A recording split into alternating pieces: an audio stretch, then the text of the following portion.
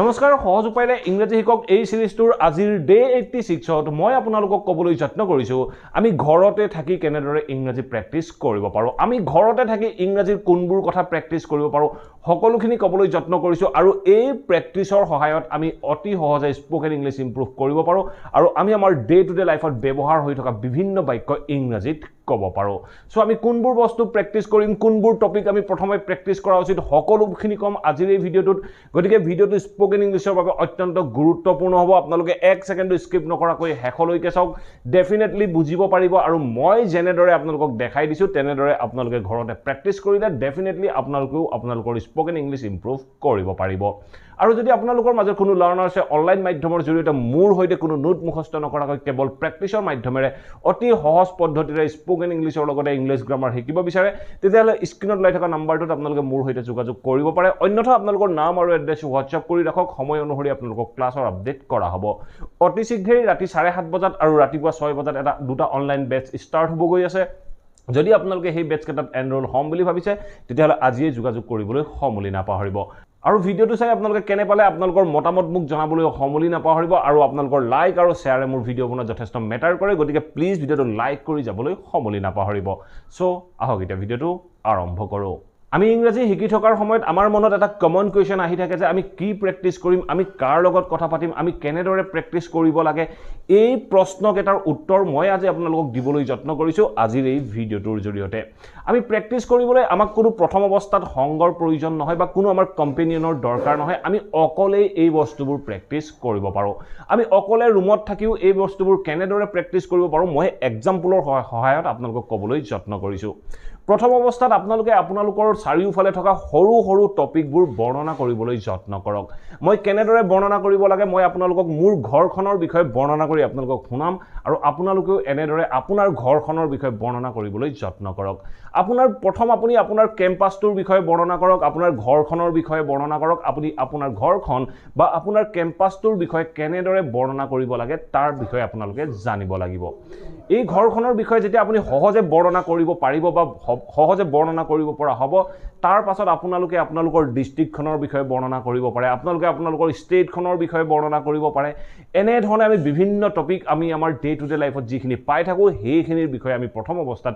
বৰ্ণনা কৰিবলৈ ইংৰাজীতে বৰ্ণনা কৰিবলৈ যত্ন কৰিব লাগে আমি সেইখিনি ক'ব পৰাৰ পাছত আমি আমাৰ ডে টু ডে লাইফত দেখি থকা বিভিন্ন ঘটনাৰ বিষয়ে বিভিন্ন সিচুৱেচনৰ বিষয়ে আমি বৰ্ণনা কৰিব পাৰো আমি সেই কথাবোৰ ইংৰাজীতে বৰ্ণনা কৰিবলৈ যত্ন কৰিব লাগে ধৰক আপুনি ধৰি ললে আনএমপ্লয়মেন্ট বা বৰ্তমান ধৰক যি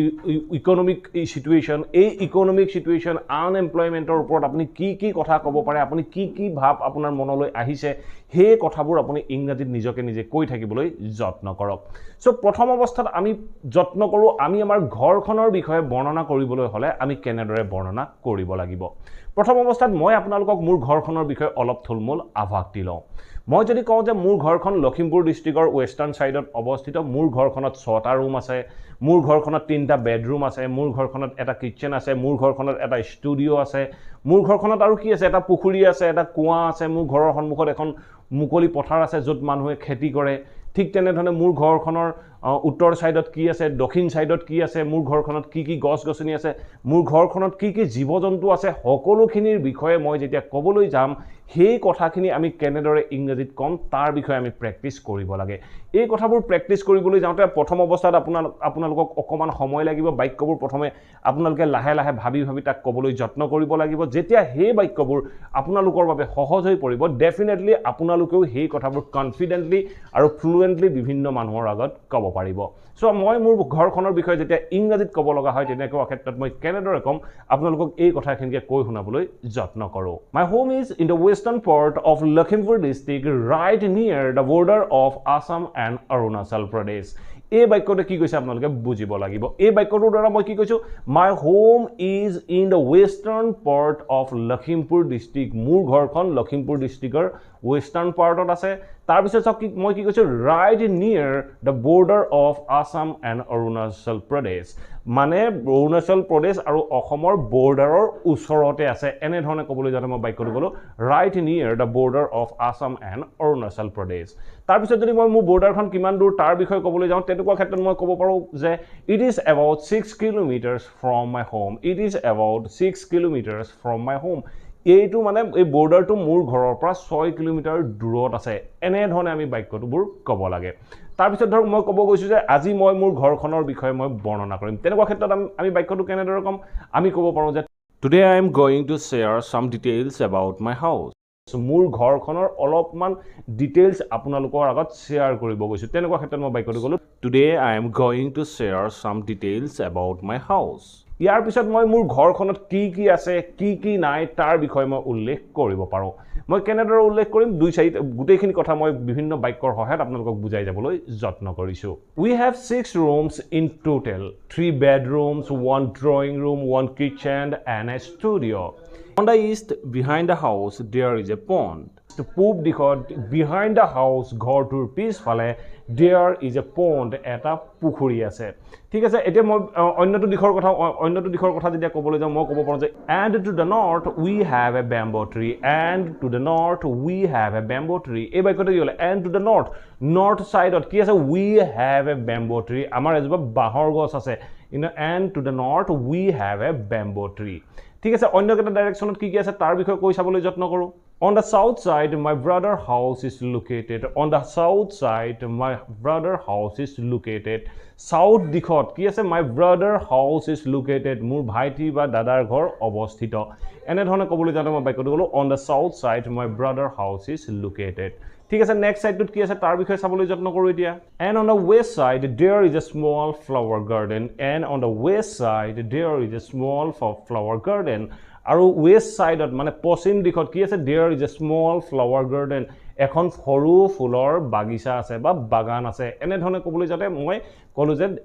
on the west side there is a small flower garden এনে ধৰণে আপোনালোকৰ ঘৰটোৰ চাৰিও দিশত কি আছে তাৰ বিষয়ে প্ৰথমতে ক'বলৈ যত্ন কৰক ঘৰটোত কেইটা ৰুম আছে তাৰ বিষয়ে ক'বলৈ যত্ন কৰক কেইটা বেডৰুম আছে কেইটা কিচেন আছে কেইটা ডাইনিং হল আছে তাৰ বিষয়ে ক'বলৈ যত্ন কৰক আৰু যদি আপোনাৰ ঘৰটোৰ ভিতৰত আপোনাৰ কি আছে তাৰ বিষয়ে আপোনালোকে ক'ব পাৰে যে মোৰ ড্ৰয়িং ৰুমত এটা টিভি আছে বা ড্ৰয়িং ৰুমত এজোৰ সোফা আছে সেইবোৰৰ বিষয়ে ক'বলৈ যত্ন কৰক সেই গুটেইখিনিৰ বিষয়ে যদি মই ক'বলৈ যাওঁ ভিডিওটো যথেষ্ট দীঘলীয়া হ'ব গতিকে আপোনালোকে সেই বস্তুবোৰ ঘৰতে থাকি প্ৰেক্টিছ কৰি থাকিবলৈ যত্ন কৰক আপোনাৰ ঘৰত কেইখন গাড়ী আছে কেইজনী গৰু আছে কেইজনী ছাগলী আছে কেইটা কুকুৰ আছে সকলোখিনিৰ বিষয়ে আপুনি ইংৰাজীতে বৰ্ণনা কৰি থাকিবলৈ যত্ন কৰক কাৰণ আপোনালোকে যেতিয়া ফ্ৰী টাইম পায় ফ্ৰী টাইমখন ইনে স্পেন্ড নকৰিব ডেফিনেটলি আপোনালোকে ইউজ কৰক স্পোকেন ইংলিছৰ বাবে ইউজ কৰক definitely you can improve your speaking ability just across the road there is a big open paddy field where people grow rice এই বাক্যটো কি ক'লে just across the road ৰাস্তাটোৰ হিপাৰে মোৰ ঘৰৰ সন্মুখৰ মানে ৰাস্তাটোৰ হিপাৰে just across the road there is a big open paddy field তাত এখন মুকলি ডাঙৰ আপোনাৰ ধাননি পথাৰ আছে বা ধান কৰা খেতিৰ মুকলি এখন ফিল্ড আছে just a big open paddy field আছে where people grow rice য'ত মানুহে ধান খেতি কৰে এনে ধৰণে ক'বলৈ যাওঁতে আমি বাক্যটো ক'লো যে just across the road there is a big open paddy field where people grow rice we also have a well for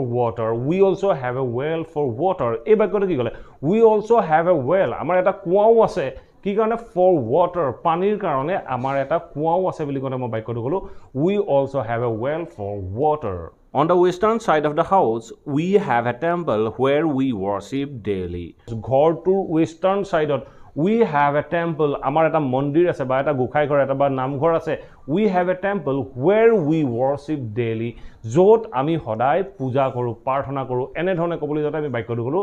and in the western side of the house, we have a temple where we worship daily. এনে ধৰণে আমি বাক্যবোৰ ক'ব পাৰোঁ. And there are different types of trees in our campus. Fruit trees, banana trees, and others. এই বাক্যটো আছে কি ক'লে and there are different types of trees. আৰু তাত আছে ক'ত আছে different types of trees আছে বিভিন্ন ধৰণৰ গছ আছে ক'ত আছে in our campus আমাৰ কেম্পাছত বিভিন্ন ধৰণৰ গছ আছে and there are different types of trees in our campus. Fruit trees মানে ফলমূলৰ গছ, banana trees কল গছ and others আৰু অন্যান্য ধৰণৰ এনে ধৰণে আমি বিভিন্ন বাক্য ক'ব লাগে we keep a cow that gives us milk এই বাক্যটো কি ক'লে we keep a cow আমি এজনী গাই গৰু ৰাখো that gives us milk যিজনী আমাক গাখীৰ দিয়ে so definitely আমি আমাৰ গাঁও সমাজৰ বিভিন্ন মানুহৰ ঘৰত গাই গৰু ৰখা হয় গাখীৰৰ বাবে so তেনেকুৱা ক্ষেত্ৰত আমি ক'ব পাৰো we have a cow নকৈ আমি ক'ব পাৰো we keep a cow আমি এজনী গৰু ৰাখো that gives us milk যিজনী আমাক গাখীৰ দিয়ে বা আপোনালোকে এনেকৈও ক'ব পাৰে there is a cow at our home এনেধৰণেও ক'ব পাৰে বা আপোনালোকে এনেধৰণেও ক'ব পাৰে we have a cow it gives us milk এনেধৰণেও আপোনালোকে বাক্যটো ক'ব পাৰে আপোনালোকে যেনেদৰে কমফৰ্টেবল ফিল কৰে তেনেধৰণেই ক'বলৈ যত্ন কৰক and we also have some poultry like ducks and chickens এই বাক্যটো কি ক'লে and we also have some poultry আৰু আমাৰ ঘৰত কিছুমান চৰাই আছে like ducks and chicken হাঁহ আৰু মুৰ্গী আমাৰ and we also have some poultry মানে চৰাই জাতীয় যিবোৰ জীৱ-জন্তু হয় হেবোৰক poultry বুলি কোৱা হয় তেতিয়া মই বাক্যটো কৈছো যে and we also have some poultry আমাৰ আৰু কিছুমান চৰাই চিৰিকটিও আছে like ducks and chicken হাঁহ আৰু মুৰ্গী My mother takes care of all the animals এই বাক্যটো কি ক'লে My mother takes care of all the animals মোৰ মায়ে takes care মানে চোৱা চিতা কৰে of all the animals গোটেই জীৱ-জন্তুবোৰক মোৰ মায়ে চোৱা চিতা কৰে যিমানবোৰ জীৱ-জন্তু আছে ধৰক মোৰ ঘৰত কেইজনী গৰু আছে কেইটা ছাগলী আছে কেইটা হাঁহ মুৰ্গী আছে গোটেইখিনি মোৰ মায়ে চোৱা চিতা কৰে বুলি কওঁতে মই বাক্যটো ক'লো My mother takes care of all the animals That's all about my campus That's all about my campus এইখিনিয়ে মোৰ কেম্পাছৰ সকলোখিনি আশা কৰো এই ভিডিওটোৰ জৰিয়তে আপোনালোকে ডেফিনেটলি বুজিব পাৰিলে আমি ঘৰত থকা বস্তুবোৰৰ বিষয়ে কেনেদৰে বৰ্ণনা কৰিব পাৰো আপোনালোকেও আপোনালোকৰ ঘৰত থকা বিভিন্ন আইটেমৰ বিষয়ে বৰ্ণনা কৰিব পাৰে মই জাস্ট আপোনালোকক আইডিয়াটো দিছো মই যদি মোৰ ঘৰত থকা প্ৰত্যেকটো বস্তুৰ বিষয়ে বৰ্ণনা কৰিবলৈ যাওঁ ডেফিনেটলি ভিডিওটো যথেষ্ট দীঘলীয়া হ'ব আৰু আপোনালোকে আমনি পাব গতিকে আপোনালোকে যেতিয়া প্ৰেক্টিছ কৰিব প্ৰেক্টিছ কৰোঁতে আপোনাৰ ঘৰত এটা টিভি আছে টিভিটোত আপুনি কি চাই তাৰ বিষয়েও আপুনি বৰ্ণনা কৰিব পাৰে আপোনালোকৰ ঘৰত কেইজন মেম্বাৰ আছে কেইজন মেম্বাৰৰ কেইটা ফোন আছে তাৰ বিষয়ে আপুনি বৰ্ণনা কৰিব পাৰে আপোনাৰ ঘৰত কেইটা গৰু আছে কেইখন বাইক আছে কেইখন গাড়ী আছে কেইখন চাইকেল আছে সকলোখিনি আপুনি বৰ্ণনা কৰি থাকিবলৈ যত্ন কৰক আপোনাৰ এটা পুখুৰী আছে আপুনি পুখুৰীটোত কি কৰে মাছ পোহে নে নুপোহে সকলোখিনি আপোনালোকে কৈ থাকিব পাৰে যদি কোনো বাক্যত কোনোটো বাক্য নোৱাৰে তেনেকুৱা ক্ষেত্ৰত আপোনালোকে গুগল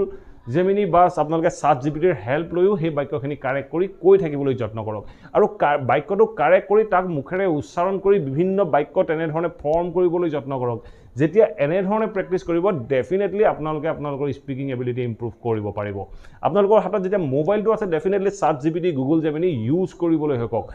চাট জিপিটি আৰু গুগল জেমিনিৰ সহায়ত আপোনালোকে আপোনালোকৰ স্পিকিং ইংলিছ ইমপ্ৰুভ কৰিব পাৰিব